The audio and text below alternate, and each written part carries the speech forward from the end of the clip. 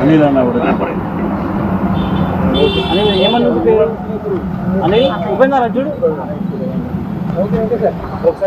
నమస్కారం అండి. 9వ తారీఖున లైలా ఈవెంట్లో క్యారెక్టర్ చేసే సినిమాలో కమెడియన్స్ కాబట్టి మనం సరదాగా ఏ పార్టీని ఉద్దేశించింది కాదు.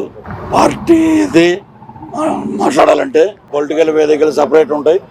నేను మాట్లాడిన వేదికలు కాదు, చాలా పర్ఫెక్ట్గా మాట్లాడుతున్నాను.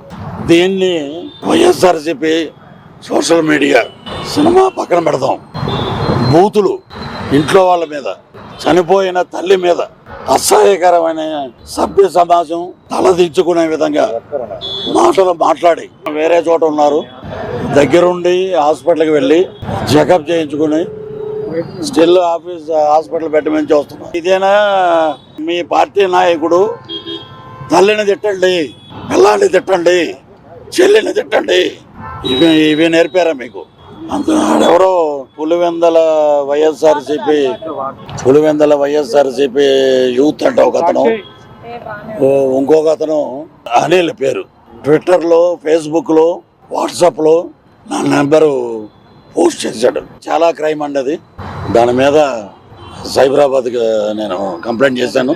పరువు నష్టం దావా కూడా వేస్తున్నాడు. ఇక్కడ ఇచ్చాను.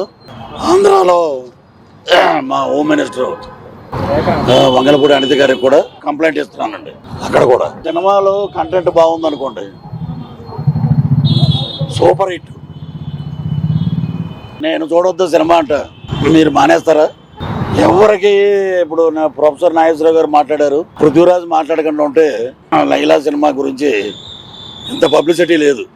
ఈరోజు సినిమా విశ్వక్సేన్ కానీ, ప్రొడ్యూసర్ గారు కానీ, నాన్నగారు కరాటే రాజు గారు కానీ నేను మాట్లాడా.